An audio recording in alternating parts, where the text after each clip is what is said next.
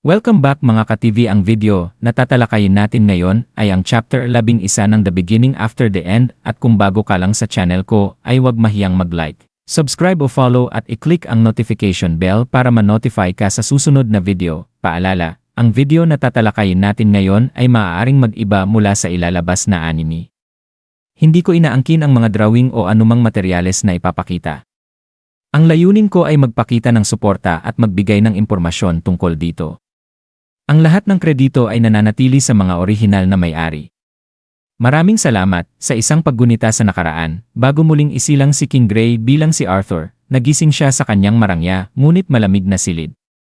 Lumabas siya ng kanyang kwarto at laking gulat ng mga kasambahay na magalang na bumati sa kanya. Magandang umaga, Haring Gray. Tahimik siyang naglakad sa mahabang pasilyo patungo sa silid ng mga konseho, dala ang mabigat na pakiramdam ng pag-iisa. Pagdating niya doon, nagulat si Marlorn, isa sa mga miyembro ng konseho, nang makita si Haring Gray na personal na dumating.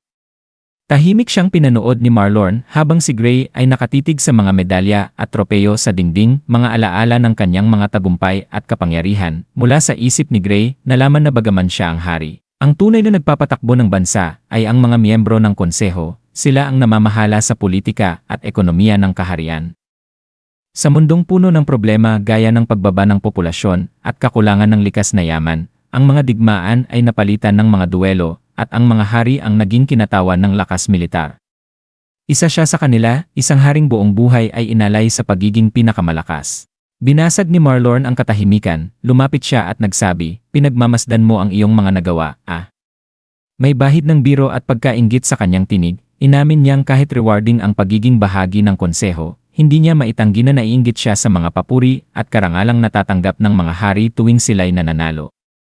Ngunit puno ng pagtataka, nagtanong siya, "Ano ang dahilan ng hindi inaasahang pagdalaw mo?"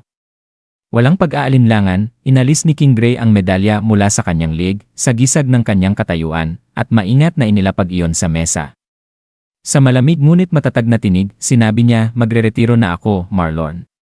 Pagkasabi nito, agad siyang tumalikod at naglakad palayo.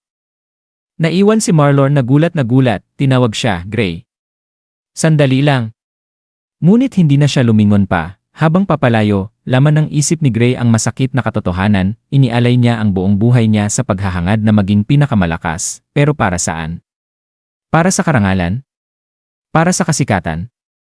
Wala namang halaga ang lahat ng iyon sa harap ng kanyang pag-iisa. Kahit siya ay hari, isa pa rin siyang ulila, iniwan ng lahat ng mahal niya sa buhay.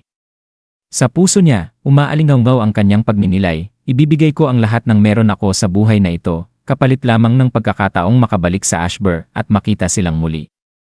Naglalaho ang paggunita sa nakaraan at bumabalik sa kasalukuyan, sa katauhan ni Arthur. Ang muling isinilang na King Gray na nagising matapos mahulog mula sa matinding labanan upang iligtas ang kanyang ina at iba pa. Nanginginig, sugatan at pagod, tiningnan niya ang paligid at nag-isip, "Nasaan ako? Paano ako nabuhay?" Ramdam niya ang matinding sakit sa kanyang mga buto at sugat. Sa tabi niya, nakita niya ang bangkay ng kaaway na salamangkero na sabay nilang nahulog. Napagtanto niyang himalang nakaligtas siya, at sa labis na pagod, muli siyang nakatulog. Makaraan ng ilang oras, nagising siyang muli. Mahina pa rin ngunit buo ang loob na mabuhay. Nakita niya ang kaunting pagkain at tubig na nahulog din mula sa laban, at kahit hirap na hirap, pinilit niyang kumain at uminom. Matapos iyon, mahina niyang binigkas, "Salamat sa pagkain," tanda ng pasasalamat sa kabila ng hirap. Pinilit niyang tumayo kahit halos mabali na ang kanyang katawan sa sakit. Sa matinding pagpupursige, dahan-dahan siyang lumapit sa patay na kalaban at binunot ang kanyang maliit na daga mula sa tuhod nito. Pagkatapos, tinanaw niya ang malalayong bundok at mahina, ngunit may pagkamanghang sinabi, "Nabuhay ako." Hindi niya alam kung gaano siya katagal na wala ng malay. Bagaman ligaw at walang kasiguraduhan, pinilit niyang lakasan ang loob na magpatuloy at hanapin ang daan palabas ng gubat. "Nasaan ako? Hindi na mahalaga. Kailangan kong magpatuloy," bulong niya sa sarili, kahit nanginginig pa ang mga tuhod. Habang patuloy siyang naglalakad, bigla na lamang may tinig na bumungad sa kanyang isipan, "Oh, gising ka na pala."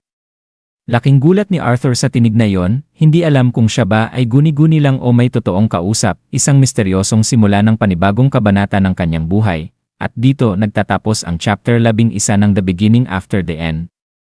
Sino kaya ang misteryosong tao na nagsalita kay King Arthur? Tunghayan natin yan sa susunod na kabanata. Maraming salamat.